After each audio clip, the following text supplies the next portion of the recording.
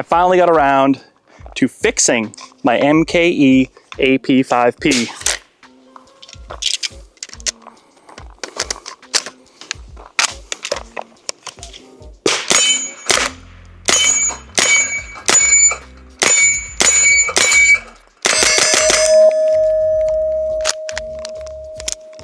Now, like many of you, the AP5 or the AP5P, whichever variant you get from MKE, from Century Arms, it's probably your first MP5. It was my first MP5, at least one that I've owned. And it's really because it's a budget option, right?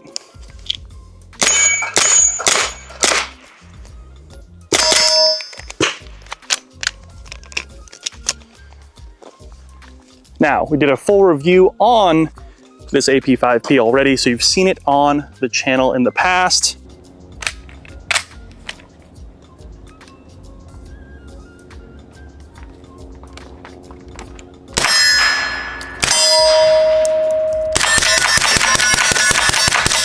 And it's always run really great up until a few months ago.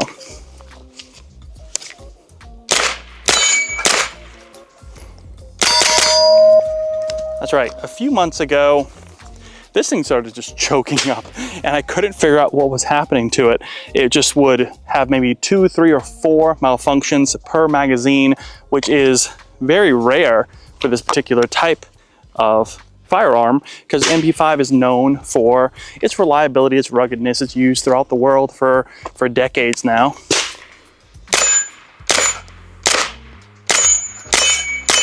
Super soft shooting. In fact, the AP5P, the shorter, the K model, right, the MP5K, is a little less soft shooting than the full-size AP5 or the MP5. But it gets the job done, right?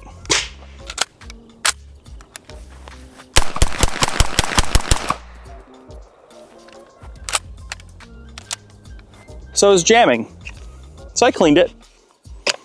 You know, watched a couple of videos trying to figure out how to get everything apart, cleaned it really, really well, came back to the range and jam again.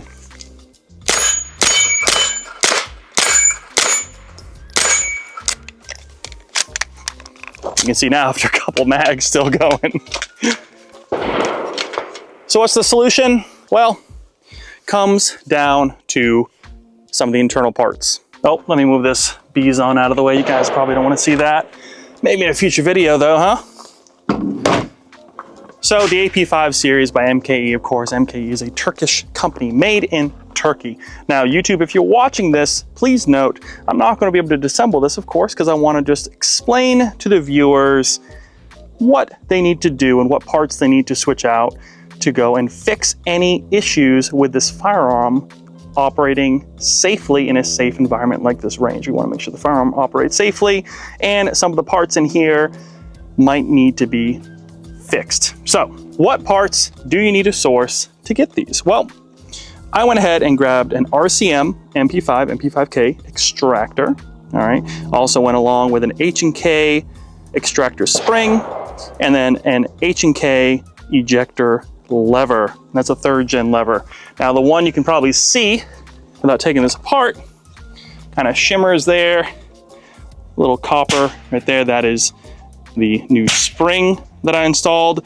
And what's happening, and what I've read and also sourced talking with some of my friends who know about MP5s a little bit more than myself, is you can imagine it's a cheaper firearm, right? And not only that, it's obviously because it's a budget firearm, there are cheaper parts to make sure we can keep that price low. So they cheap out on some of the internal parts, even though they are made potentially on HK old factory machines and whatnot.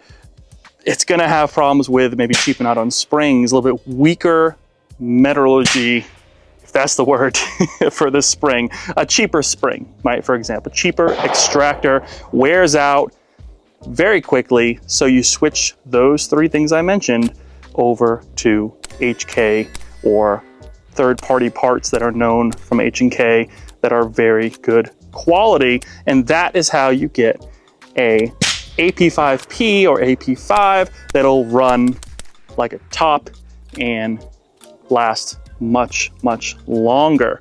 It's interesting to think about though, how some of these clones and cheaper alternatives to firearms that we know and love from decades past, how they come to the price point they do, especially if they're not made here, right? You can think about maybe cheaper cost of living elsewhere, like in Turkey, for example, cheaper labor, cheaper parts. Maybe they have more access to cheaper materials, what have you. But the fact that they can go and throw in some cheaper parts is something you need to look out for. Now, it's not all bad. Obviously, this thing is amazing. I love it. It has always run really, really well beyond a couple of parts that I think were just kind of wearing out after a few thousand rounds, which is really all it probably had through there. But you've seen this on the channel for a long time. This thing has been through the ringer, did a bunch of upgrades to it. Of course, can't show those on YouTube. I'm just gonna discuss that there. But this thing is set up how I like it, I enjoy shooting it. And I do want to get a full size, like maybe not an AP5, but there's some other ones out there that are cheaper, maybe even an SP5 from H&K, who really knows? But it's interesting kind of think about the upgrades. So if it is made on H&K tooling or old tooling from MP5s, then you're really paying for, you know, the frame, the upper, the lower. You're paying for some of the internals, the bolt, things like that that are going to be a lot harder. The rollers, right? The roller delayed in there. Things are going to be a lot harder to source and fix yourself. But some things like springs and whatnot, not too bad.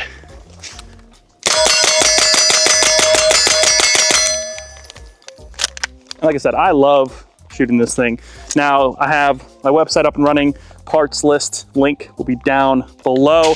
A bunch of deal codes on there, promo codes, links to help save you guys some scratch. So take a look at my website down there, take a look at the deals page.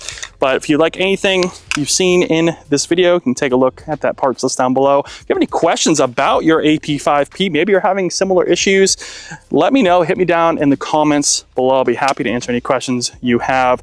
As always, hit that subscribe button. It really helps out the channel. Take care of the ones you love, and I'll see you guys in the next review.